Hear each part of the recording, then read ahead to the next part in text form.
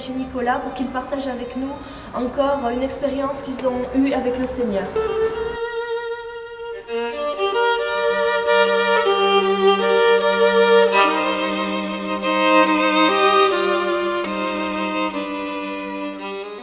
Nicolas, dont je suis arrivé dans votre vie, c'est vraiment, on ne peut pas le qualifier autrement qu'un miracle.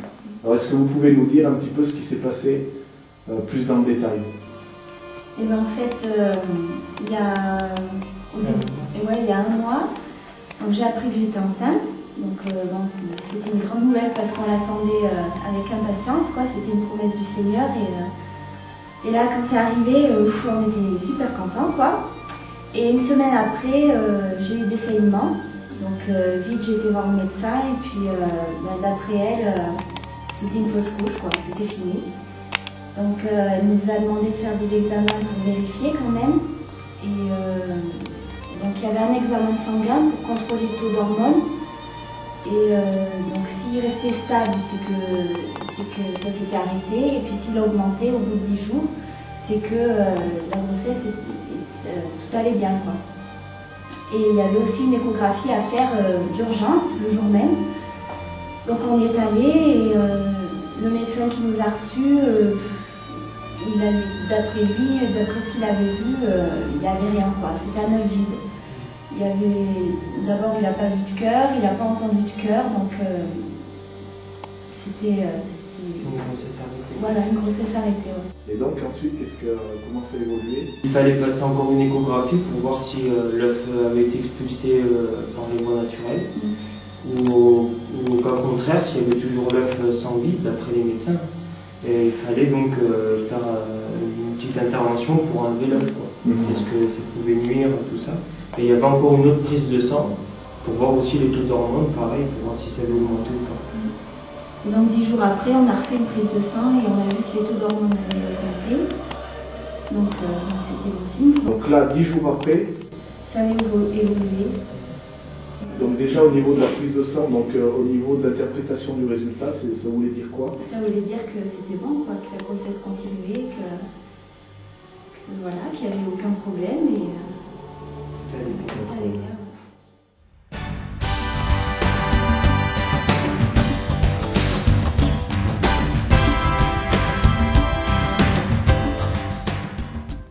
Quand on a appris que c'était une fausse couche, et on est arrivé à la maison, on a dit c'est pas possible. Enfin bon, moi je pleurais.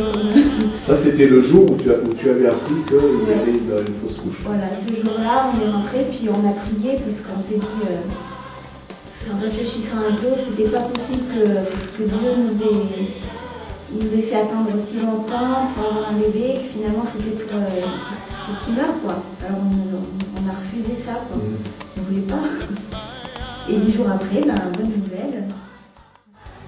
I lift up my cry. I lift up my cry to the hills around Jerusalem. Donc vous êtes dans cet intervalle de cette dizaine de jours, donc vous avez prié, comment est-ce qu'on prie? Parce que finalement on se rend compte d'une chose, c'est qu'au travers de ces divers témoignages, on voit que Dieu encore agit aujourd'hui. Mais on ne sait pas toujours comment s'y prendre pour lui apporter nos problèmes. Est-ce que vous pouvez nous aider un petit peu pour voir le résultat de cette prière-là? Il n'y a pas de formule magique, c'est juste lui demander, et puis c'est tout. Et puis lui, apporter son problème à Dieu, simplement. À partir du moment où on croit en Dieu et en sa toute-puissance, il n'y a pas de problème. Quand on prie, il agit. Our helper, the Lord of heaven, He will deliver, God of all the earth. Et puis donc après on a fait, il y a quelques jours, une échographie pour voir si le bébé allait bien. En fait, on a une échographie là. Et donc le médecin a pu voir qu'il se développait comme il faut, qu'il y avait une activité cardiaque régulière. Alors que 10 jours avant, il n'y avait pas de cœur, donc Dieu a tout remis en ordre. Est-ce qu'on peut voir, est-ce qu'on peut profiter et partager aussi cette joie qui reflètent sur votre visage. Donc là, c'est les premiers clichés de la première échographie, donc qui montrait un œuf, mais vide. Donc aucun cliché donc, sur les battements de cœur, puisque le médecin n'en a pas trouvé. Donc partout où il y a des taches noires, c'est l'œuf, mais vide. 10 jours plus tard, nouveaux résultats, nouvelle échographie. Donc là, donc, on voit le premier cliché avec les battements de cœur. Donc en dessous, le résultat donc, qui dit que le battement de cœur est stable, que tout va bien quoi, pour l'instant l'embryon, le bébé, on peut dire. Et donc que la grossesse Normal. Il n'y a aucun problème. Aucun problème. D'accord. Et il fait 11 mm. Oh.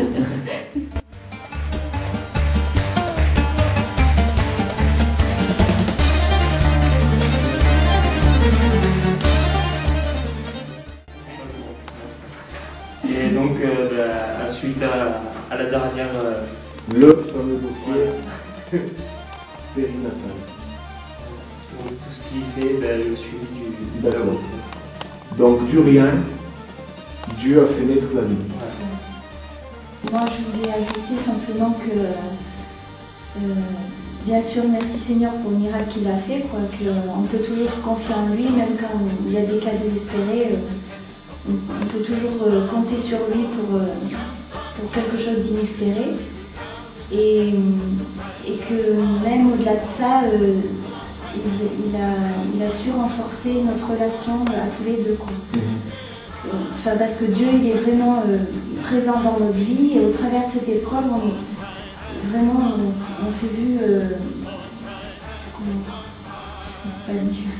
on a vu une relation à nous se renforcer, quoi. On est plus unis et plus, on remet nos vies entières entre les mains de Dieu et tout va bien, quoi. Voilà. Merci Seigneur et encore une fois autant que vous nous avez accordé. And extol him with music and with song.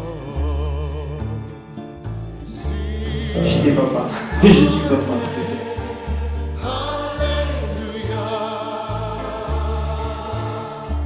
Sing hallelujah. Aujourd'hui, j'entends un bébé.